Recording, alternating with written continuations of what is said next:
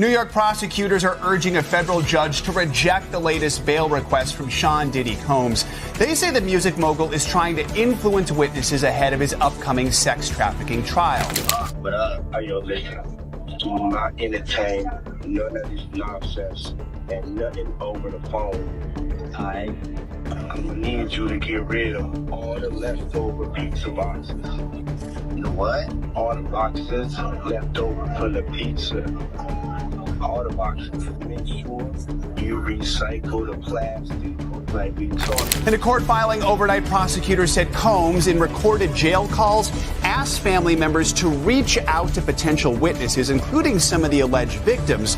They argue it can be inferred from his behavior that Combs is trying to blackmail witnesses into silence. Prosecutors allege that Sha Diddy has been orchestrating witness intimidation from behind bars.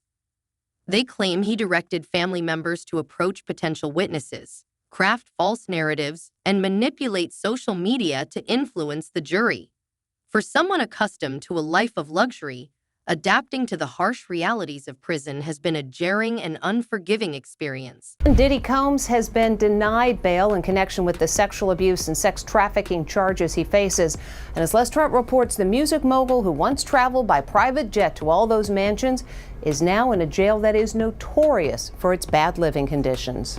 Music mogul Sean Diddy Combs spent his first night behind bars inside a facility that is being called Hell on Earth. The Metropolitan Detention Center in Brooklyn is notorious for its appalling living conditions and rampant violence. Sha Diddy, once an untouchable music mogul, now finds himself behind bars. In a heartfelt conversation with his son, he reflected on his dramatic fall from grace.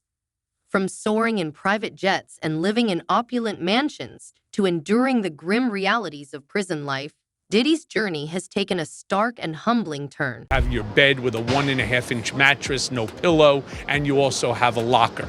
So you basically have 3 feet by 5 feet to move around. So you have a basic 15 square feet. It is a horrible, horrible place. Diddy's lawyers were so eager to keep him out of jail, they offered his palatial $48 million home in Miami Beach and his private jets as bail.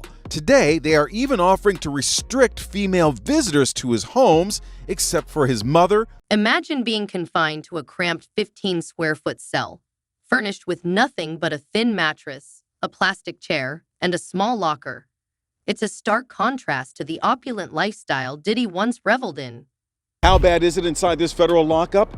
There have been 2 murders, 4 suicides, and numerous stabbings and lockdowns in recent years. It's so out of control inside that 4 federal judges are reportedly refusing to send any more prisoners here. Donald Trump's former fixer, Michael Cohen, spent a harrowing year in federal custody. He says for someone used to a life of luxury like Diddy, prison life is a severe shock. You have a desk, you have a plastic chair. Following his arrest, Diddy was denied bail and sent to Brooklyn's notorious Metropolitan Detention Center, infamous for its harsh conditions.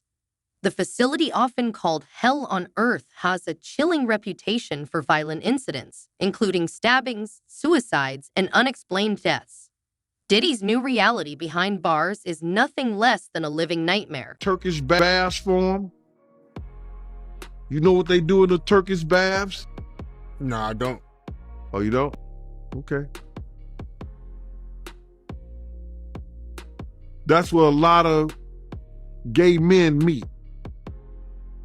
And they all take hot baths together. Diddy's former bodyguard, Jane Deal, has made controversial claims alleging that Sha Diddy Combs visited a Turkish bathhouse known to be frequented by gay men 3 times a week. These remarks have ignited widespread speculation, further fueling rumors and discussions about Diddy's personal life.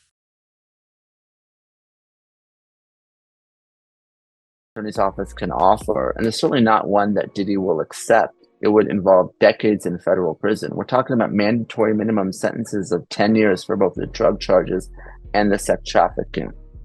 So we know that Diddy has fought charges before. There were state charges, there were gun-related, the nightclub shooting with J-Lo, but he's going to dig in his heels, and this case is going to trial. So if you're prosecutors, you really want to make sure that your evidence is bulletproof, before you go down that route. Shah Diddy Combs is facing serious legal challenges after being indicted on federal trafficking and racketeering charges. Legal expert Nima Rahmani, a former federal prosecutor, has warned that if convicted, the mogul could spend several years behind bars. The case has garnered widespread attention, adding to the growing list of legal battles involving high-profile figures in the entertainment industry. The facts of this case, and I'll leave it at that.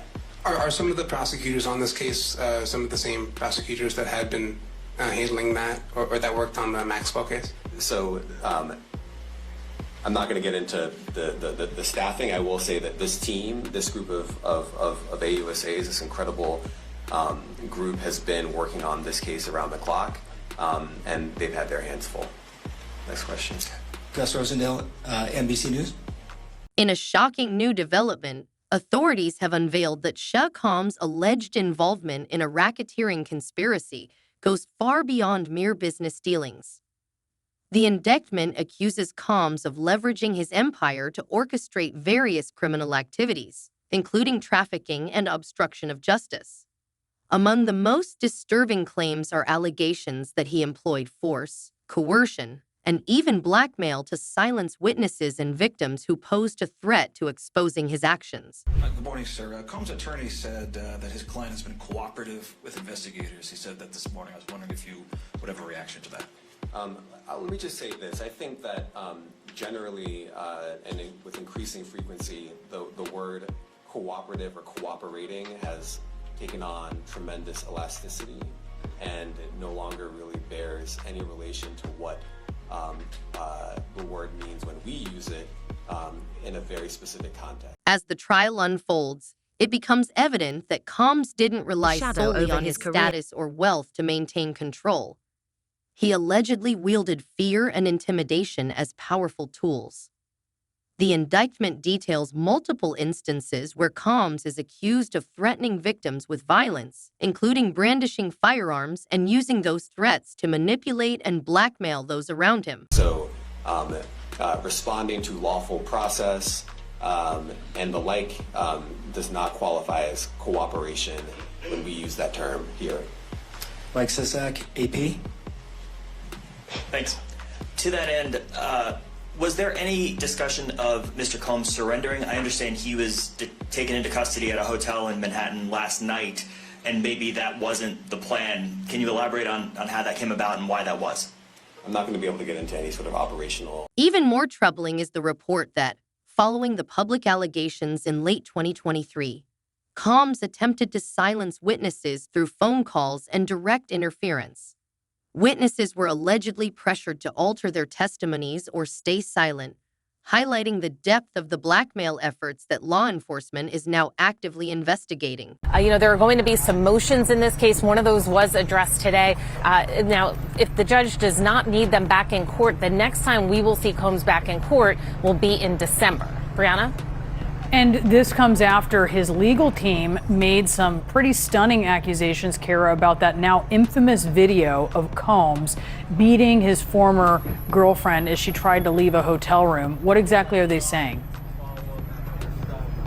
Yeah, that was one of the issues that was teed up yesterday. Today's session primarily focused on procedural matters.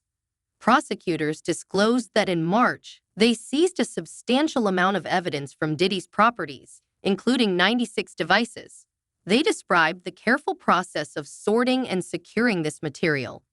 However, it appears some of these devices may have been tampered with, as reports suggest that Diddy may have attempted to encrypt certain files before they were returned to his defense team. For this hearing today, and that's what they spent a lot of time on in the courtroom. Combs' attorneys had asked for an investigation into leaks, saying that they believe the government alerted the press not only of the video, but also of the searches at his homes in March. But this video is something that prosecution said that there's no need for this. They have said that they did not obtain this video until after CNN has aired it.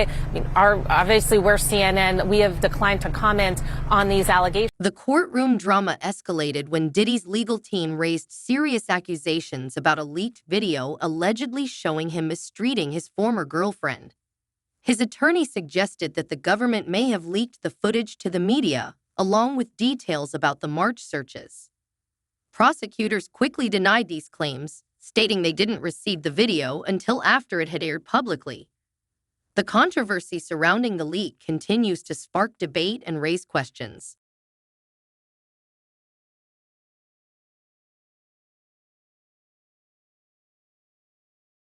The prosecution said that they did not have this until after it was already made public by us and that there's no need for an investigation. Said this is just an attempt to try to keep a damning piece of evidence out of this case. Now, the judge said he is not going to decide today on whether they should have a hearing. He's going to let the sides file their legal briefs and their legal arguments on this. But one thing that Combs' lawyers did ask for is what they called a gag order. They want the prosecution to be stopped from talking about any grand jury evidence in this case or any non-public evidence. Complicating matters further, Diddy's lawyers requested a gag order, seeking restrictions on both the prosecution and defense from discussing non-public evidence before the trial. They argued that certain media statements were damaging to their client's case, including an interview where Diddy's attorney implied a racially motivated attack. Although the judge did not issue a ruling today, they requested additional legal briefs to be filed on the issue. Criminal indictment lays out the allegations, only names Combs as the defendant, although that could potentially change down the line. We may see more defendants. But since Combs has officially been charged and he's locked up behind bars, there have been a lot of videos that have been surfacing, particularly online. And one of those videos is the interrogation of a man named Jonathan Oddie. Now, this is a strange one, maybe some would say an odd one. See what I did right there? So I want you to stay with me. So we go back to 2018. The indictment against Diddy includes grave allegations, such as trafficking and racketeering. According to the charges, he allegedly used force and coercion to control individuals involved in what has been described as freak-off group sessions that lasted for days. While Diddy's legal team works on his defense, his shackled appearance in court serves as a stark reminder that the evidence against him continues to grow. And Jonathan Oddie allegedly went into the Trump National Doral Miami Hotel and Resort in the middle of the night and ostensibly went on a rampage. The state attorney's office says that Oddie fired shots in the lobby and toward the chandelier, then draped a giant American flag across the front desk. There was a shootout when Miami police got to the scene, and Oddie was shot in the leg and tried to hide, but he was taken into custody. Faces multiple charges: attempted murder, armed burglary, grand theft. Now you might be saying, well, why are you talking about him? It wasn't just the shackles that caught attention. Video footage from the scene captured the moment Diddy was taken into custody at his hotel. At first, many speculated whether he had voluntarily surrendered, but it soon became clear that this was no ordinary arrest. Law enforcement agencies had been collecting evidence for months, and when the time came, they were prepared to act. What is his connection to Sean Combs? Well, once Oddie was released from the hospital, he did an interview with police where he repeatedly asked to speak with the FBI, the CIA, Secret Service, the media. And during that conversation, he brings up, of all people, Sean Combs. Now, here's the thing. You might say, Jesse, what are you about to talk about? Does this guy sound crazy? I'll leave that to you. But what he ends up saying back in 2018? Despite his status and power, the reality of the situation is undeniable. Diddy is facing serious charges in what could be a lengthy and complex trial. The Southern District of New York is known for its meticulous and ironclad cases, and it's clear they've been preparing for this moment for quite some time. With Diddy now behind bars, the court proceedings are just beginning, and the world will be watching closely for what comes next. Stay tuned for more updates.